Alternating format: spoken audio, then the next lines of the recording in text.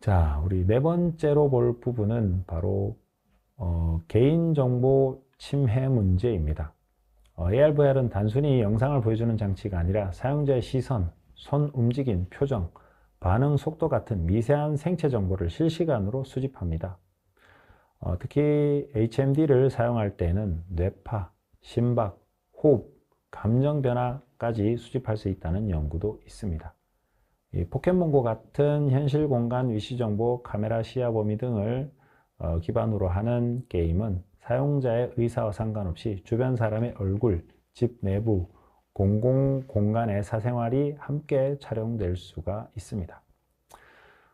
메타가 출시한 스마트 안경 LED도 촬영 표시 등이 없어서 논란을 한번 준 적이 있었습니다. 자, 그리고 다섯 번째는 윤리적 문제입니다. 자, AR, VR 플랫폼에서는 폭력적, 선정적 콘텐츠, 혐오 표현 혹은 현실이 아닌 가상 공간에서 발생하는 사이버 불링이 쉽게 발생할 수 있습니다. 자, 현실 세계에서 불가능한 행동도 가상 공간에서는 익명성과 몰입감을 바탕으로 쉽게 시도되며 피해자는 현실과 동일한 수준의 심리적 충격을 경험할 수도 있습니다. 자, 정리하자면 AR, VR, 메타버스 기술은 몰입도를 높일수록 더 많은 데이터가 수집되고 더 많은 수준의 윤리 안전 문제가 함께 발생합니다. 따라서 기술 개발자뿐만 아니라 사용자, 플랫폼, 정부 모두가 촬영 표시, 연령 제한, 유해 콘텐츠 관리, 개인정보 최소 수집 등 명확한 안전 기준을 마련하는 것이 필수적입니다. 자, AI를 이용한 범죄 중에서 바로 가짜 오디오 비디오 범죄도 요즘 큰 문제가 되고 있습니다. 왼쪽 그림은 이제 실제로 벌어진 사건인데요. AI 기반 딥페이크 봇이 여성의 사진에서 옷을 디지털로 제거하여 가짜 나체 이미지를 만들어 유포하는 범죄가 있었습니다. 텔레그램에서 운영된 이 딥페이크 봇은 사용자가 사진을 업로드하면 몇 초 만에 나체 합성본을 자동 생성해 돌려주는 방식이었고 1년 동안 피해 여성은 10만 명이 넘는 것으로 보도되었습니다. 이 중에는 미성년자도 포함되어 있어 국제적 충격을 불러일으켰습니다. 자, 두 번째 유형은 가짜 음성을 이용한 사칭 범죄입니다. 자, 오른쪽 그림은 AI 음성 합성 기술을 이용한 보이스피싱 사례를 보여주고 있습니다. SNS나 특정 유튜브에서 확보한 몇 초 분량의 목소리만으로도 AI는 특정인의 목소리를 정교하게 복제할 수 있습니다. 최근에는 엄마야 돈이 필요해 같은 음성을 AI가 실제 가족 목소리로 완벽하게 재현해 수백만 원을 송금하게 만드는 사례가 국내외에서 연이어 보도되고 있습니다. 가짜 화상통화까지 만드는 수준까지 이르렀습니다. 자, 그래서 AI 기반 딥페이크 기술은 사진, 영상, 목소리라는 인간적 정체성의 핵심 요소를 복제해서 성착취, 사기, 협박, 금전갈취 등에 악용될 수 있다는 부분을 아셔야 될 것 같습니다. 자, 그리고 무인 차량 제어권 탈취 및 관련 범죄에 대해서도 설명을 드리겠습니다. 지금 보시는 그림은 현대자동차에서 적용되고 있는 다양한 IT 기반 기능입니다. 차선 유지, 후방 충돌 경고, 자동 주차, 피로 경고 장치, 야간 시야 보조 등 대부분 AI 또는 센서 기반 기술을 중심으로 작동하는 기술인데요. 차량 한 대가 일종의 거대한 컴퓨터가 된 셈입니다. 이러한 편의 기능이 많아질수록 해킹 가능성도 높아진다는 점이 핵심 문제입니다. 첫 번째 유형은 바로 차량 제어권 탈취입니다. 자율주행 알고리즘, 브레이크, 핸들, 제어 시스템, 카메라, 레이더, 센서가 네트워크로 연결되어 있기 때문에 해커가 이를 장악하면 차량을 마음대로 조정하는 것이 이론적으로 가능해집니다. 과거에도 보안 연구진이 실험용 차량의 가속, 감속을 원격으로 제어하거나 차선 변경을 강제로 수행하게 만드는 사례가 이미 보도되고 있습니다. 두 번째, 차량이 무기화 될 수 있다는 것입니다. 테러 단체나 범죄 조직이 차량을 폭발물 운반 도구로 사용한 사례는 이미 존재합니다. 그런데 만약 AI 기반 완전 자율주행 차량이 본격적으로 보급되면 운전자 필요 없이 공격자는 안전한 곳에서 여러 대 차량을 한 번에 조정할 수가 있게 되는 것입니다. 자, 그리고 AI 기반 차량 판단 오류도 있습니다. 센서 오작동이나 날씨, 조명, 교란 신호 등에 의해서 차량이 잘못 판단하게 되면은 도보자와 충돌, 급발진과 같은 사고로 이어질 수가 있습니다. 자, 맞춤형 피싱 메시지 사기도 요즘 문제가 되고 있는데요. 조직의 특정 개인 또는 특정 부서를 정확히 노려 공격하는 방식이 바로 스피어 피싱입니다. 따라서 공격 성공률이 매우 높다는 특징이 있습니다.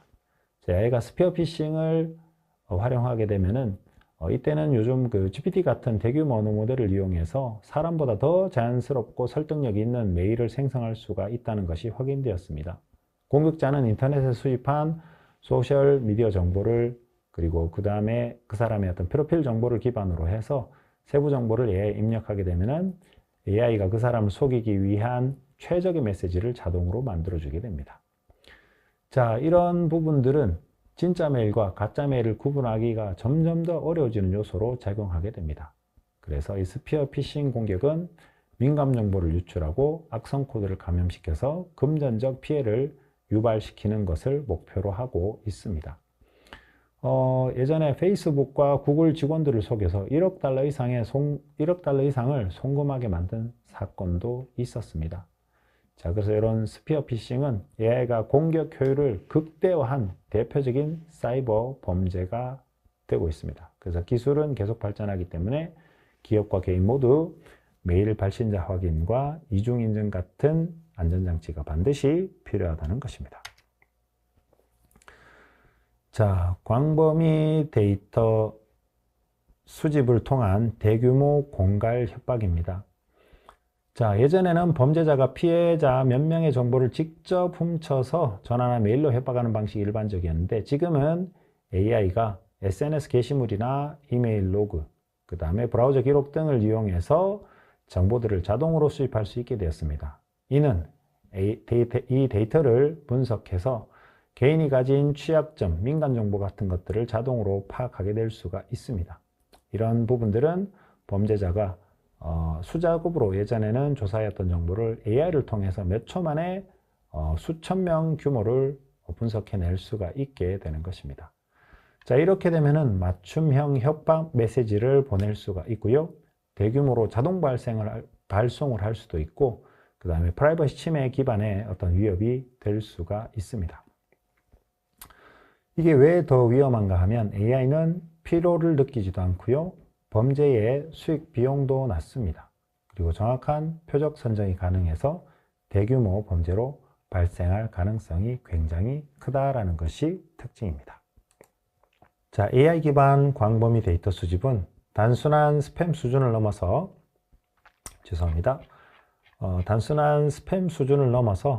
개인 맞춤형 협박, 금전 갈취로 악용될 가능성이 굉장히 높습니다. 그래서 AI 시대에서는 데이터 수집 원칙을 그리고 프라이버시 보호를 그리고 온라인 정보 관리를 좀 신경을 써야 되겠습니다.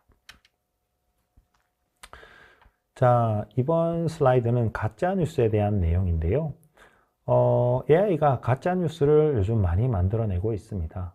AI 기반 텍스트 이미지 편집 기술이 발전하면서 가짜 뉴스는 이제 사람이 만드는 기술 수준을 넘어서게 되었습니다. 실제로 국제조사기관 뉴스가드에서 일부 AI 생성 뉴스가 하루 평균 12,000건의 기사를 자동으로 생성한다는 보고도 있습니다. 딥페이크 이미지 기반 재난 상황 왜곡 사진의 예입니다. 중국 티베트 지진 당시에 발생했던 사진인 것처럼 꾸민 사진과 허리케인 헬린이 미국을 강타했을 때 만들어진 피해 상황을 가짜로 만들어진 이미지로 이렇게 유포했던 상황이 있었습니다. 그래서 이런 가짜 뉴스는 생산 속도가 요즘 굉장히 빨라졌습니다. 그리고 다양한 버전으로 자동 생성이 되고 그리고 개인화된 가짜 뉴스를 제공을 하고 있습니다. 그리고 진짜와 가짜의 경계가 점점 더 모호해진다는 것이 큰 문제가 되고 있습니다. AI가 만든 가짜 뉴스는 단순한 오정보 수준을 넘어서 사회 혼란, 여론 조작, 정치적 선동에 악용될 수 있는 고위험 기술입니다. 그래서 앞으로는 이런 플랫폼들에 대한 책임 강화 등이 더 중요해지고 있습니다. 자, 그 다음에 자율 공격 드론입니다. AI가 표적을 식별하고 추적하고 공격까지 수행하는 어떤 치명적 살상 무기가 바로 이 자율 공격 드론인데요. 실제로 왼쪽 사진을 보시게 되면은 우크라이나 전쟁에 사용된 벡터라는 정찰 공격용 드론입니다. 우크라이나군은 AI 기반 센서와 이미지 분석 기술을 이용해 적군의 위치를 탐지하고 드론이 직접 폭발물을 운반하거나 공격을 유도하는 방식으로 활용을 하고 있습니다. 자, 오른쪽 사진은 우리나라 육군 25사단 장병들이 소총 조준 사격용 드론을 준비하는 모습입니다. 현재 전 세계 군대가 드론을 정찰, 지원 장비로 넘어 공격 플랫폼으로 발전시키는 중입니다. 이 AI 자율살상 드론이 위험한 이유는 바로 인간의 통제의 약화입니다. 기존 무기는 최종 공격 여부를 인간이 판단했지만 자율 공격 드론은 AI 스스로 표적을 결정하고 판단하기 때문에 오판이 발생할 수 있다는 것입니다. 그리고 전쟁의 확장 속도가 매우 빨라지고 있습니다. AI가 동시에 수십 수백 대의 드론을 제어하게 되면 대규모 공격이 단기간에 발생할 수가 있게 되는 것입니다. 그리고 비대칭 전력 형태의 무기화입니다. 소규모 테러 조직이나 비국가 단체도 저렴한 상용 드론의 폭발물과 AI 모델을 결합하게 되면 저비용 자율 공격 무기를 만들 수가 있게 되는 것입니다. UN 같은 인권단체들은 자율살상 무기를 킬러 로봇이라 부르며 전면 금지를 요구하고 있는 사항입니다. 자, 자율 공격 드론은 AI 기술이 가진 이중 용도성의 가장 극단적인 사례라고 할 수가 있겠습니다. 자, 지금까지 우리는 AI 기술이 가진 놀라운 잠재력과 동시에 그 이면에 존재하는 다양한 위험성을 함께 살펴보았습니다. 자, 이제 여러분이 직접 생각해 볼 시간인데요. AI 기술이 AI 기술의 폭발적인 잠재력, 의료 혁신이라든지 기후 변화 등을 고려할 때 이중 용도 기술의 오남용 위험에도 불구하고 AI 연구 개발 속도를 늦추지 말고 자유롭게 진행해야 하는가? 자, 그래서 여기에서는 우리 두 가지 관점이 있겠죠. 개발을 늦춰서는 안 된다와 위험 통제가 먼저다. 자, 그래서 여러분들의 생각은 어떠신가요? 정답은 따로 있지 않습니다. 자, 여러분들도 한번 고민해 보시기 바랍니다. 자, 학습 정리 내용은 아래 텍스트로 대체하도록 하겠습니다. 자, 3장 AI 기술의 양면성에 대해서 알아봤고요. 지금까지 수고 많으셨고요. 다음 강의에서 뵙겠습니다. 네, 감사합니다.